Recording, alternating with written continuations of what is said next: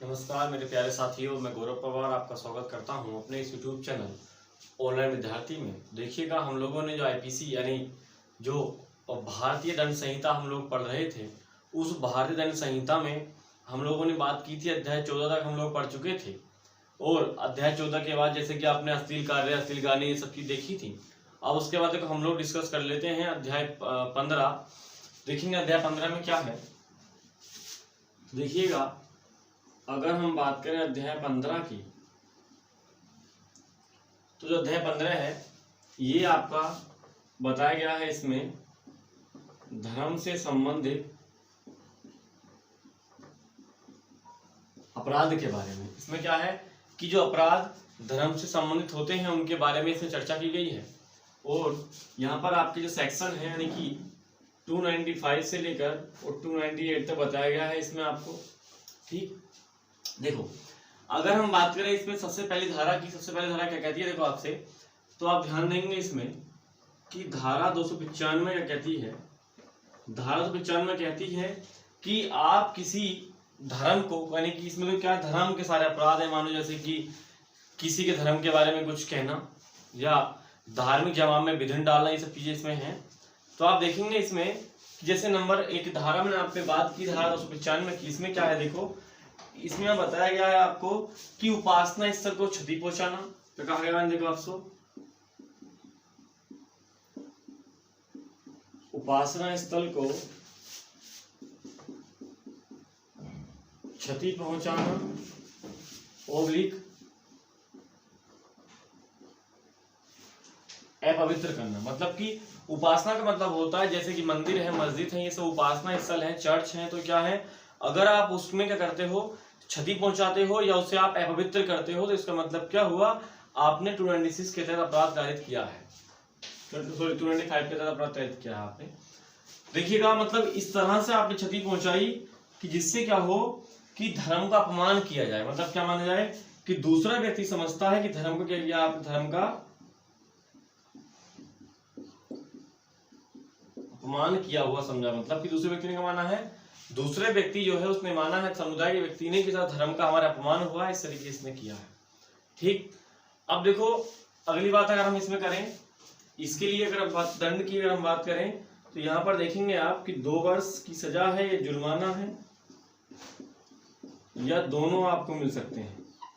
ठीक, देखो अगली धारा कहती है हमसे 296, इसमें बात की गई है आपकी कि धार्मिक जमाव में विघ्न डालना। क्या कहा मैंने आपसे कि जो धार्मिक जमाव है,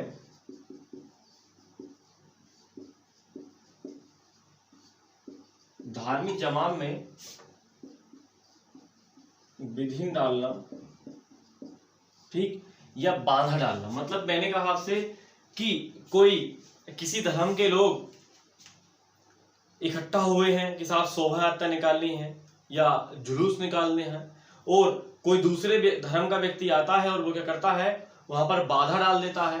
ठीक, कोई हरकत करता है इस तरह से, इससे क्या हो, उसमें जुलूस निकलना है, मतलब उसमें आपत्ति निकलने में हो। तो इस तरीके से मैंने कहा आपसे कि धारा 296 कहती है कि धार्मिक जो जमाव इकट्ठा हुआ है, मतलब जो लोग इकट्ठा हुए हैं अपने धर्म को लेकर इकट्ठा हुए हैं, उसमें अगर आप विघ्न डालते हो तो उसका मतलब क्या है कि 296 के तहत आपने अपराध कारित किया है। देखो भी, अब हम इसके बाद बात करते हैं इसमें 298, एक और महत्वपूर्ण धारा की बात करेंगे। इसमें देखो, इसमें कहा गया है कि आप इस तरह से शब्दों का उच्चारण करते हैं। क्या करते हैं, देखो आप, कि ऐसे शब्दों का उच्चारण, क्या कहा मैंने आपसे, देखो ऐसे शब्दों का उच्चारण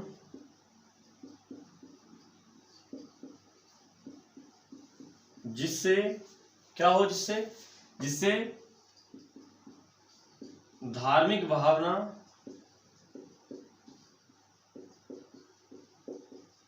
आहत हो या ठेस पहुंचे। कहा मैंने आपसे, मैंने कहा कि आप किसी भी धर्म के बारे में इस प्रकार से मतलब बोलते हो, इस प्रकार से कोई शब्द बोलते हो या इस प्रकार से कहते हो जिससे कि दूसरे व्यक्ति को, यानी जो उस समुदाय का व्यक्ति है जिसके बारे में आपने कहा है, उसको अगर उसकी भावना को ठेस पहुंचती है तो इसका मतलब क्या किया है आपने कि 298 के तहत अपराध आपने किया है। तो ये सब चीजें थी जो हमने बात की यहाँ तक, कि जो अध्याय 15 था वो हमने पूरा किया कि धर्म से संबंधित अपराध थे, किसमें अपवित्र होना है, किसमें जवाब में विधन डालना है, किसमें क्या है, वो सब चीज आपने यहाँ तक की। अब हम बात कर लेते हैं इसके बाद जो अध्याय 16 है, क्या है देखो अध्याय 16, और ये बहुत ही महत्वपूर्ण अध्याय है। इसमें आपकी जो धाराएं हैं वो धारा 299 से लेकर और 377 तक इसमें बताया गया है आपको। देखो इसकी अगर हम बात करें इसमें क्या है, तो इसमें आप देखेंगे कि मानव शरीर पर प्रभाव डालने वाले अपराध, इसमें कैसे अपराध हैं, इसमें ऐसे अपराध हैं जो क्या करते हैं, मानव शरीर पर प्रभाव डालते हैं। देखो कैसे मैं आपसे बात करता हूं, इसमें आपको पढ़ना दो क्या क्या है। अगर हम बात करें इस अध्याय की तो आप देखेंगे इसमें कि जैसे मैंने कहा कि मानव वध आपको इसमें पढ़ना है, ठीक। मानव वध के बाद इसमें आपकी हत्या को आप इसमें पढ़ेंगे, मर्डर आप इसमें पढ़ेंगे, और दहेज मृत्यु देखो उसके बारे में आपको इसमें पढ़ना है, ठीक। नंबर 2 बात हमने इसमें की कि जैसे कि गर्भपात से संबंधित चीजें इसमें आप पढ़ेंगे। नंबर 3 बात इसमें हम करेंगे, देखिएगा कि उपहति मतलब कि चोट पहुंचाना किसी को, ठीक। और इसके बाद आप इसमें पढ़ेंगे, देखिएगा सदोष अवरोध, ओब्लिक परिरोध। देखो अवरोध का मतलब क्या है कि अगर कोई व्यक्ति रास्ते में जा रहा है, अगर उसका आप रास्ता रोक लेते हो, इसका मतलब क्या किया है आपने वहां पर अवरोध किया है। और परिरोध का मतलब होता है जैसे कि आप किसी व्यक्ति को किसी कमरे के अंदर बंद कर देते हो, इसका मतलब क्या है कि आपने सरोध परिरोध का काम किया है। देखो इसके बाद अगर हम बात करें, इसके बाद इसमें आ गया छेड़खानी की इसमें बात करेंगे हम लोग। देखिएगा छेड़खानी के बाद इसमें आप देखेंगे अपहरण के बाद इसमें आप पढ़ेंगे व्यपहरण, और इसके बाद इस अध्याय में आपको जो बलात्संग है उसके बारे में आपको यहाँ पर पढ़ना है, ठीक। तो सब चीजें क्या है एग्जाम के पॉइंट ऑफ व्यू से बहुत ही महत्वपूर्ण है जो मैंने यहाँ पर आपको बताया है। देखिएगा अब हम इसमें बात कर लेते हैं कि किस तरीके से चीजें बनती हैं एग्जाम के पॉइंट ऑफ व्यू से। और सबसे पहले धारा पर हम बात करेंगे। ये जो अध्याय है आपके ऐसे मान लीजिएगा कि एग्जाम के लिए बहुत ही इंपॉर्टेंट है, ठीक। स्टार आप इसमें लगा ले। देखो तो सबसे पहले इसमें नंबर 1 धारा पर हम लोग चर्चा करेंगे कि साहब 299 क्या कहती है।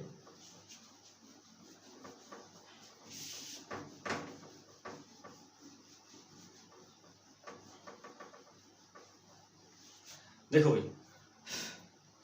सबसे पहले मैंने बात की आपसे यहां पर कि जो धारा 299 है इसमें क्या है, देखो इसमें बताया गया है आपराधिक मानव वध के बारे में। इसमें क्या कहा गया आपसे, आपराधिक मानव वध। देखो क्या होता है, देखिएगा इसका मतलब क्या है आपराधिक मानव वध का, इसका मतलब क्या है कि ऐसा कार्य आप करते हो, ऐसा मतलब आप कार्य करते हो कि व्यक्ति के शारीरिक क्षति पहुंच जाए, लेकिन होता क्या है उसमें व्यक्ति को क्या हो जाए, मृत्यु हो जाती है। देखिएगा इसमें मैंने कहा आपसे कि शारीरिक क्षति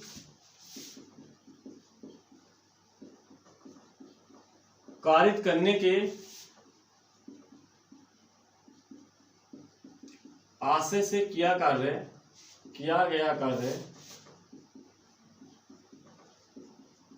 जिससे क्या हो जाए, जिससे मृत्यु हो जाए, ठीक। मतलब कि आपका जो आशय था, जो आपकी मतलब सोच थी, आपका जो विचार था, आपका केवल इतना सोचा था कि साहब जो है केवल व्यक्ति को हमें क्षति मतलब उसको केवल चोट पहुंचानी है। चोट पहुंचाने में क्या होता है, उसकी मृत्यु हो जाती है।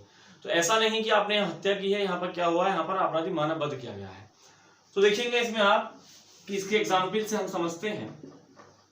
देखिएगा नंबर 1 मैंने कहा आपसे कि कोई झाड़ी है, ठीक, और झाड़ी के पीछे कोई जंगली जानवर यहाँ पर छिपा है, ठीक, जंगली जानवर छिपा है और इसके पास में मतलब छिपा हो या न छिपा हो इस आशय से गोली चलाएगा वो, और इसी के पास में व्यक्ति है, ए व्यक्ति है यहाँ पर, ठीक।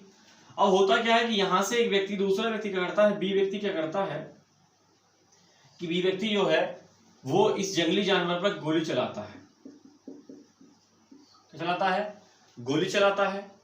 ठीक, जब गोली चलाता है जंगली जानवर, तो यहाँ पर मतलब मालूम नहीं था, लेकिन होता क्या है, गोली क्या होती है, गोली लग जाती है ए व्यक्ति को। ठीक, आशा नहीं था मानना उसको, जब इसने ए व्यक्ति गोली लग जाती है, इसका मतलब क्या किया है कि जो बी व्यक्ति था इसने किया है आपका मानव वध इसने कर दिया है।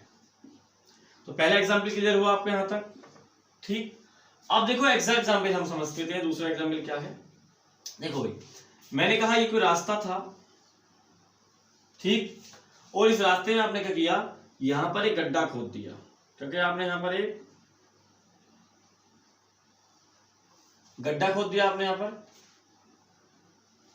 ठीक है, जब गड्ढा आपने खोदा और आपने क्या किया, इस गड्ढे के ऊपर से इसको मतलब लकड़ियों से बंद कर दिया, मतलब लकड़ी इसके ऊपर से डाल दी। ठीक, अब आपका आशय था कि जब ए व्यक्ति यहां से गुजरेगा, क्या था, ए व्यक्ति जब यहां से गुजरेगा और जब ए व्यक्ति इस गड्ढे के पास पहुंचे तो क्या होगा, गड्ढे में पहुंचते ही वो गिर जाएगा, उसको चोट लग जाएगी। ठीक, आपका आशय क्या था, उसको मानना नहीं था, या कह सकते हैं आपने डायरेक्ट उसको नहीं माना। उससे क्या हुआ, उस व्यक्ति की मृत्यु हो जाती है। जब क्या होता है इसमें गड्ढे में गिरने से क्या होता है, इसकी व्यक्ति की मृत्यु हो जाती है। इसका मतलब क्या हुआ, इसकी व्यक्ति की मृत्यु हो जाती है, तो इसका मतलब क्या है कि यहाँ पर भी आपने आपराधिक मानव वध किया है, यहाँ पर आपने हत्या नहीं की उसकी। ठीक, देखो अगला एग्जाम्पल आप समझते हैं। इसमें मैंने कहा कि आप किसी व्यक्ति को लाठी से मारते हो, क्योंकि मैं आपसे लाठी से मारते हो और मारने पर क्या हुआ, देखो मारने पर क्या हुआ, उसके सिर में लग गई लाठी। कहां लगी लाठी, उसके सर में लाठी लग गई, और सर में लगने से क्या हुआ, उस व्यक्ति की हो गई मृत्यु। इसका मतलब क्या है कि यहाँ पर क्या उद्देश्य था, आपका केवल आपका आशय केवल उसको चोट पहुंचाना था, ना कि मारना था। लेकिन हुआ क्या कि आपने ऐसा कार्य किया, इससे क्या होगी, इसकी मृत्यु हो गई। इसका मतलब क्या हुआ है कि यहाँ पर आपराधिक मानव वध किया गया है। ठीक, बात समझ में आती है आपको यहाँ तक अच्छे तरीके से। देखो अब हम बात करते हैं इसके बाद अगली धारा हत्या क्या होती है। देखो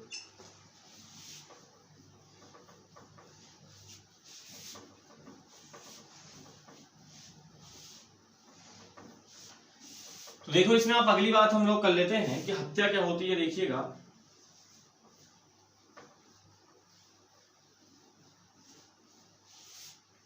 देखो भाई, इसमें अगली धारा 300,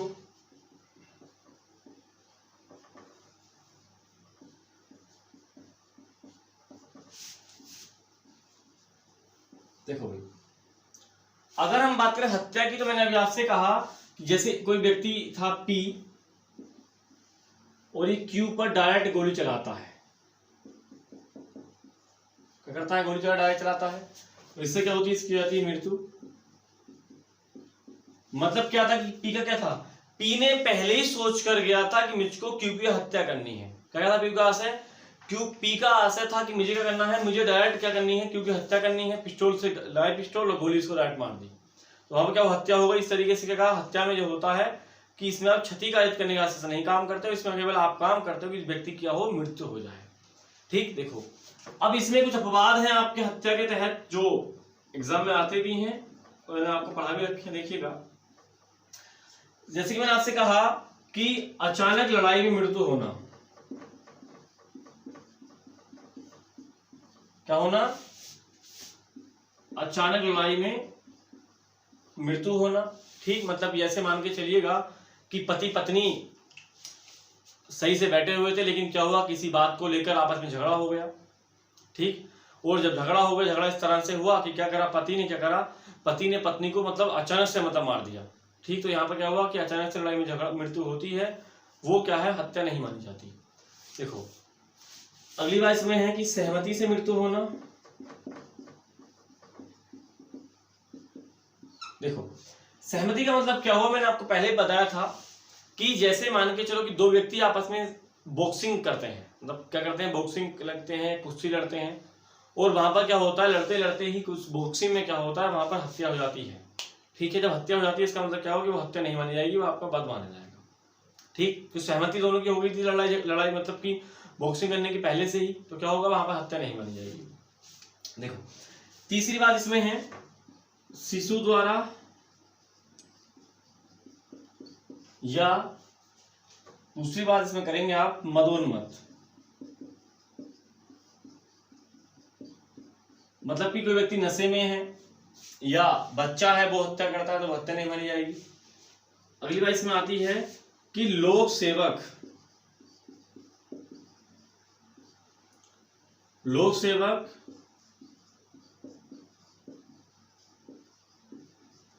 जब विधि पूर्ण कार्य कर रहा हो, मतलब कि इसे आप जैसे कहा गया कि सेना के ऑफिसर ने सेना से कहा कि मतलब आगे क्या है, भीड़ है, मतलब दंगा कर रही है, भीड़ नहीं मान रही है, तो क्या होता है कि गोली चलाने का आदेश दे दिया। तो वहां पर क्या हुआ, बहुत लोग मारे गए। तो वहां पर क्या हुआ, जब लोग वहां पर मारे गए तो इसका मतलब क्या हुआ कि वहां पर जिस व्यक्ति ने उसको गोली मतलब चला के मारा है सेना ने, उसने कोई मतलब अपराध नहीं किया है कि वो क्या होगा, वो हत्या नहीं मानी जाएगी। अगली बात आप इसे समझेंगे जैसे कि प्राइवेट प्रतिरक्षा,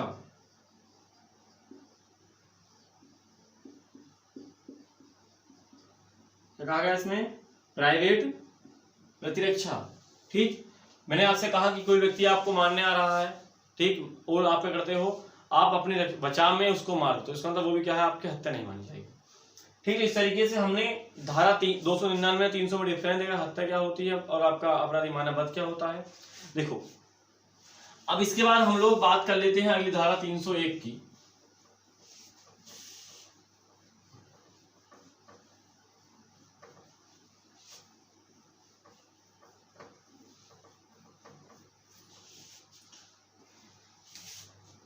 धारा 301, इसमें क्या कहा गया देखो आपसे कि भिन्न व्यक्ति की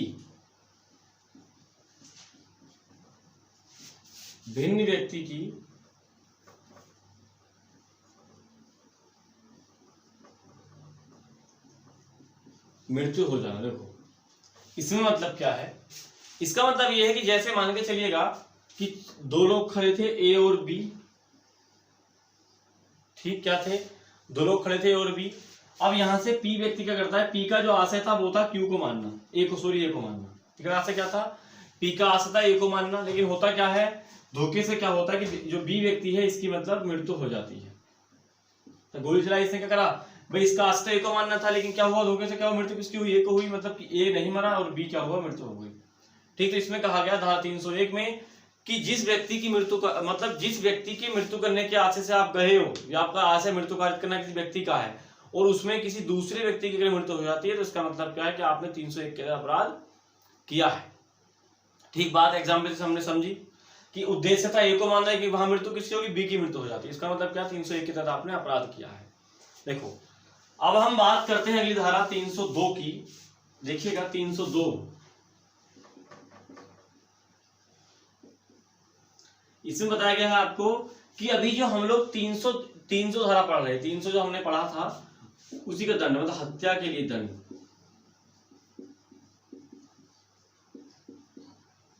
देखो अगर आप किसी व्यक्ति की हत्या करते हो तो उसके लिए जुर्माना क्या, सुनो, उसके लिए सजा क्या है, सजा है इसके लिए मृत्युदंड हो सकती है, ठीक, या आजीवन कारावास मिल सकता है आपको, और जुर्माना आपको देना पड़ेगा जो न्यायालय निर्धारित करेगा। बात समझ में आई आपको कि नहीं, क्या है, तो 302 आपने कहा होगा साहब, 302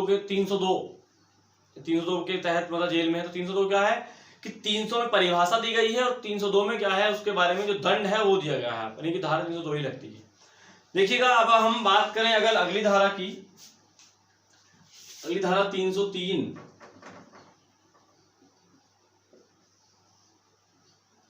इसमें कहा गया है कि आजीवन कारावास की सजा होते हुए भी हत्या करना। इसमें बताया गया आपसे कि आजीवन कारावास की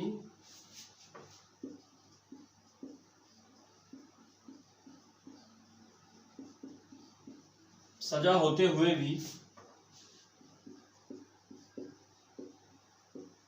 हत्या करना। इसका मतलब क्या है, इसका मतलब क्या है कि जैसे मान के चलो कि किसी व्यक्ति को किसी केस में आजीवन कारावास सजा मिली है, ठीक, और वो व्यक्ति पैरोल पर घर आता है, ठीक, पैरोल का मतलब कि जैसे 2 दिन के लिए मतलब पैरोल होती है कि 2 दिन की छुट्टी मनाए, समझ लीजिएगा आप, पैरोल पर घर आता है और घर आने पर क्या करता है कि किसी व्यक्ति की हत्या कर देता है। ठीक, तो जब वो व्यक्ति हत्या कर देता है, आजीवन कारावास उसको पहले से मिला हुआ, और अगर वो अब हत्या कर देता है तो इसका मतलब क्या है कि अब जो उसको सजा दी जाएगी, वो जो दंड होगा अब मिलेगा इसको मृत्युदंड।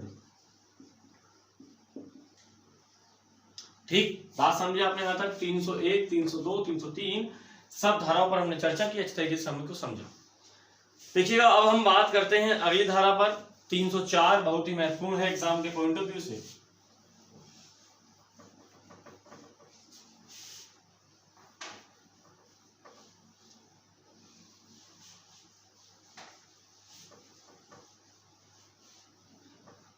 देखिएगा अब हम बात 304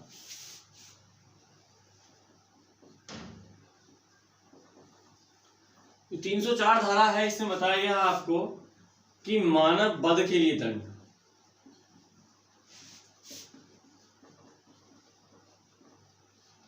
किसमें था मानव वध? अभी हमने धारा 299 पढ़ी थी, वहां पर क्या था? मानव वध था, और मानव वध के लिए दंड दिया गया। देखो जो मानव वध होता है उसके लिए अगर हम बात करें सजा की, तो आप देखेंगे इसमें कि आजीवन कारावास से लेकर, आजीवन कारावास हो सकता है, 10 वर्ष से अधिक होगी, और जुर्माना आपको देना पड़ेगा। क्या होगा? जुर्माना क्या करना पड़ेगा आपको? जुर्माना आपको देना पड़ेगा। इस तरीके से आप कह सकते हो कि मानव वध की दंड इतना होता है। ठीक, तो ये सब चीजें मैं आपको पहले बता चुका हूं। 299 में मानव वध क्या होता है। ठीक, अब देखो इसमें बात करते हैं हम कि 304 के 2 सब पॉइंट हैं। एक तो है 304A। देखो जो 304A है, इसमें कहा गया है आपसे उपेक्षा या उतावलेपन,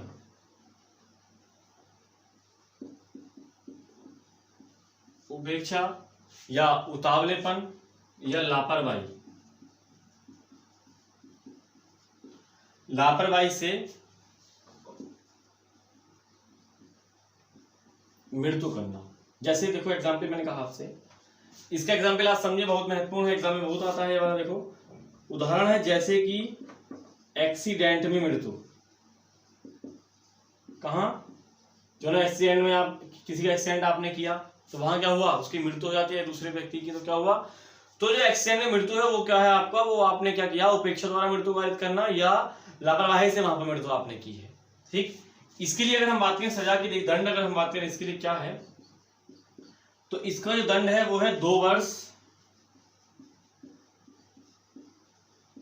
ओब्लिक जुर्माना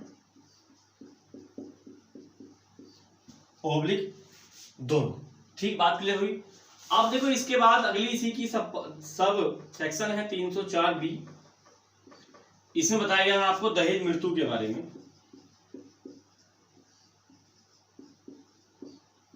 देखो दहेज मृत्यु का मतलब ये है कि अगर 7 वर्ष के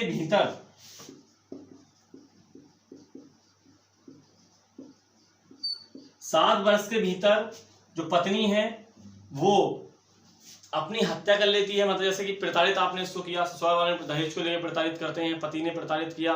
ठीक, तो जब आपने क्या किया कि अगर वो 7 वर्ष के भीतर स्त्री की मृत्यु जल जाने से हो जाती है। देखिएगा कि मृत्यु किससे हुई? मृत्यु हो गई जल जाने से, जल भी जाती है, कहते हैं जल गई साहब, पत्नी जल गई, उसकी किस तरीके से हुआ? या शारीरिक क्षति से हुई, कि आपने उसको मारा पीटा और वो मर गई, तो क्या हुआ? क्षति से हुई, इस तरीके से आप कह सकते हो।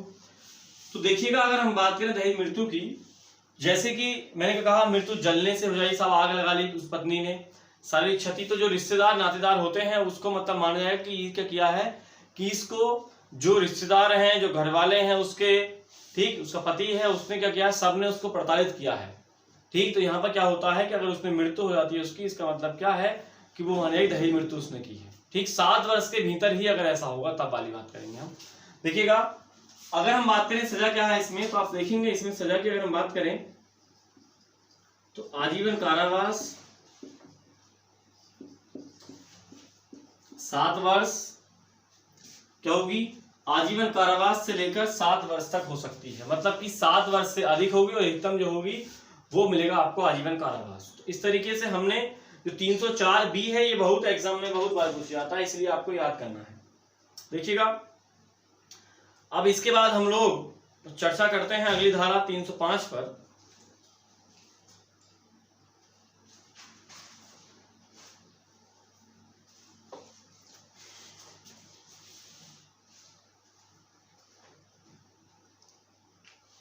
देखो 305 और 306 लगभग सेम आप समझ सकते हो, बस डिफरेंट थोड़ा बहुत डिफरेंट है।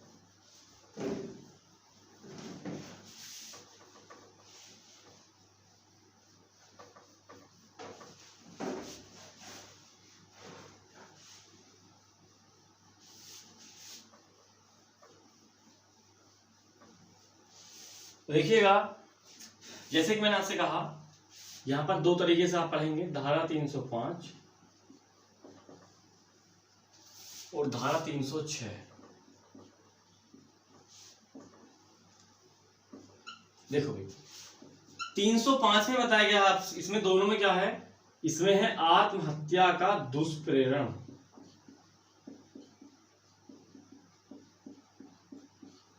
मतलब आत्महत्या, दुष्प्रेरण का मतलब होता है किसी को आत्महत्या करने के लिए उकसाना, ठीक। और यहां पर भी क्या है, यहां पर भी आत्महत्या का दुष्प्रेरण है। देखो यहां पर दुष्प्रेरण है वो है शिशु ओब्लिक उन्मत्त व्यक्ति, मतलब कि जो पागल व्यक्ति है या जो नशे में है उसके लिए, और यहां पर क्या है, वयस्क व्यक्ति के लिए। बात समझे आपने यहां तक। देखो अगर हम बात करें इसमें कि किस तरीके से कहानी बनेगी, इसमें देखो आप समझेंगे, देखिएगा चाहे इसे आप एग्जाम्पल यहां समझे, ठीक। केवल डिफरेंट क्या है, यहाँ पर अगर किसी की उम्र, मतलब कोई व्यक्ति शिशु है, अगर मान के चलिएगा कि अगर उसकी उम्र 18 वर्ष से कम है, क्या है कि अगर उसकी उम्र 18 वर्ष से कम है, ये कोई उन्मत्त व्यक्ति है, पागल व्यक्ति है, कोई इस तरीके से आप कह सकते हो। तो अगर आप इस तरीके से हत्या के लिए दुष्प्रेरित करते हो, मतलब उसको उकसाते हो हत्या आत्महत्या करने के लिए, तो वहां पर क्या होगा देखिएगा। तो इसमें आप देखेंगे कि एग्जाम्पल आप समझो, जैसे मैंने कहा कि प्रेमी और प्रेमिका थे, ठीक। किसी बात को लेकर इनमें अनबन हो जाती है, और जब इनमें अनबन हो जाती है तो होता क्या है कि लड़की, प्रेमिका जो लड़की कहती है, प्रेमिका कहती है प्रेमी से कि साहब मुझे करना आपकी शक्ल नहीं देखनी है, ठीक। झगड़ा हुआ, कहा कि लड़की ने क्या कहा, लड़की ने कहा लड़के से कि मुझे क्या करना है, आपकी शक्ल नहीं देखनी है।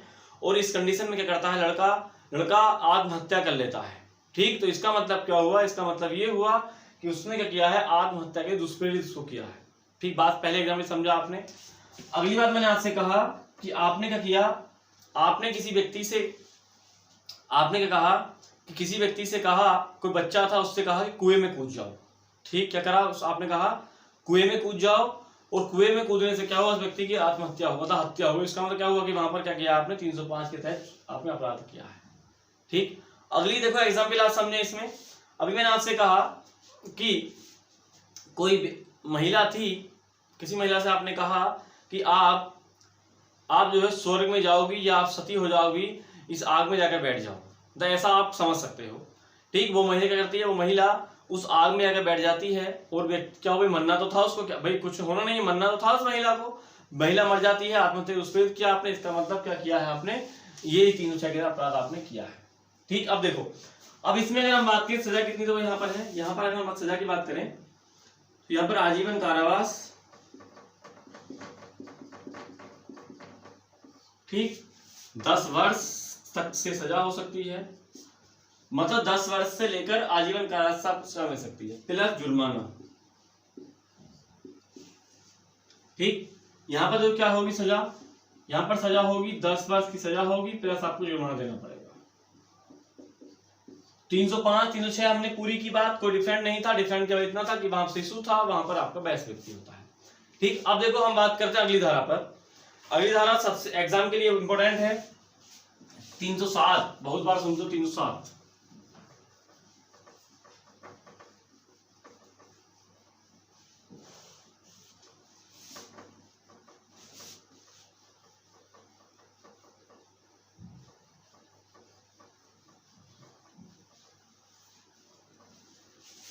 देखो भाई,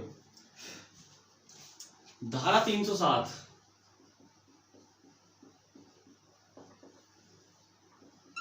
देखो 307 में कहा गया है कि इसमें है हत्या करने का प्रयत्न। क्या किया आपने कि किसी व्यक्ति को जान से मारने का अगर आप प्रयत्न करते हो और व्यक्ति बच जाता है, तो इसमें क्या है देखो कि इसमें जो सजा अगर आप बात करें दंड की, तो सजा है वो है आजीवन कारावास से लेकर आजीवन कारावास 10 वर्ष ओब्लिक जुर्माना आपको देना पड़ेगा। देखो इसे समझा, आप एग्जाम्पल दो, समझो उदाहरण क्या कहता है। देखिएगा, इसमें उदाहरण मैंने आपसे कहा कि ए द्वारा बी पर गोली चलाई जाती है।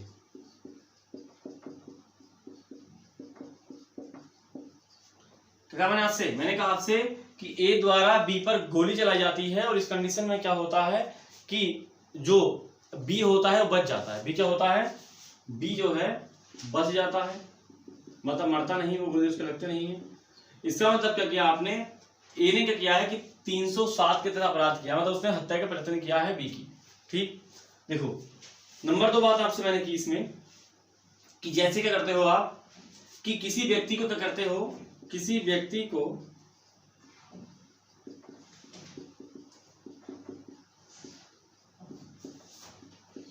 दूध में जहर घोल कर देते हो। ठीक, लेकिन क्या करता है व्यक्ति, वो उस दूध को नहीं पीता है।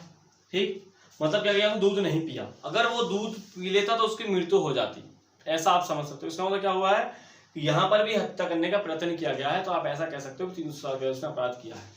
मतलब कि हत्या करने की आप कोशिश करो और आपकी कोशिश रहे नाकाम, तो इसका मतलब आपने 307 के तहत अपराध किया है। देखो अब धारा 308 क्या कहती है,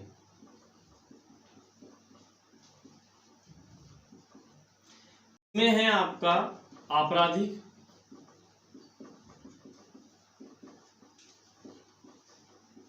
मानववध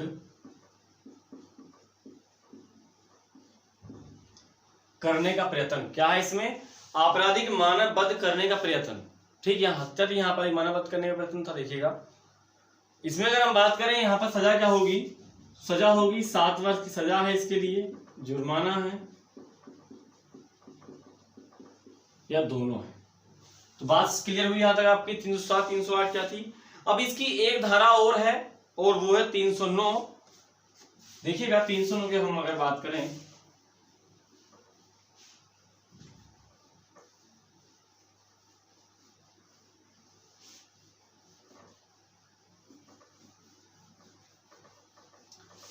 देखो भाई 309 पर हम चर्चा कर लेते हैं।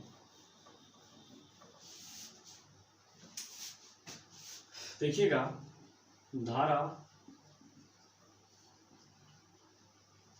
309 सॉरी 379 होगा, सॉरी 309। देखो 309 में बताया गया है आत्महत्या करने का प्रयत्न। क्या है इसमें, देखो इसमें कहा गया है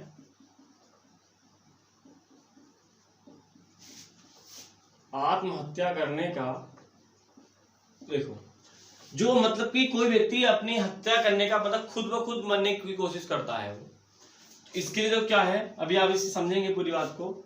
इसके लिए 1 वर्ष की सजा होगी प्लस जुर्माना होगा। देखो इसी के तहत एक बात आया था, इसका नाम है श्रीमती ज्ञान कौर बनाम स्टेट ऑफ पंजाब। क्या था, एक मतलब एक बात आया था कि श्रीमती ज्ञान कौर बनाम स्टेट ऑफ पंजाब, इसमें कहा गया कि जीने के अधिकार में मरने का अधिकार शामिल नहीं है। क्या कारण आपसे, देखो इसमें कहा एक बात आया था श्रीमती ज्ञान कौर बनाम पंजाब राज्य। देखो इसमें कहा गया था कि जीने के अधिकार में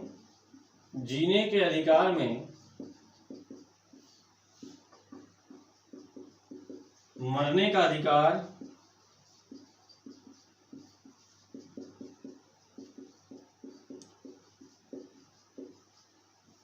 शामिल नहीं है। क्या कहा मैंने आपसे कि इसमें कहा गया कि साहब आप जीने का अधिकार तो आपको अनुच्छेद 19 में दिया गया है, लेकिन मरने का अधिकार आपको अभी तक नहीं दिया गया है। ठीक, इस पर कई बार मतलब चर्चा हुई है, कई बार बाद आए हैं। ठीक है, मतलब कि कोई व्यक्ति अगर आत्महत्या करने का प्रयत्न करता है और अगर आप उसको आत्महत्या करने से रोक लेते हो तो उसके तहत उसने क्या किया है, 309 का अपराध किया है। तो इस तरीके से हमने यहाँ तक बात की, हत्या वाली बात हमने यहाँ तक डिस्कस किया। अब हम लोग जो कल डिस्कस करेंगे इसके अगले पार्ट पर, इसमें मतलब कि जो अध्याय आपका ये वाला अध्याय है वो थोड़ा बड़ा अध्याय है, अध्याय 16 मतलब थोड़ा बड़ा अध्याय है, और यहाँ से एग्जाम के लिए बहुत बहुत महत्वपूर्ण चीजें आपके लिए हैं। ठीक, तो आप वीडियो को शेयर करें, लाइक करें, कमेंट करें अगर समझ नहीं आता है आपसे। ठीक, और आप इसके नोट्स बनाएं जरूर। ठीक है, तो ठीक है साथियों, मिलते हैं अगली वीडियो में।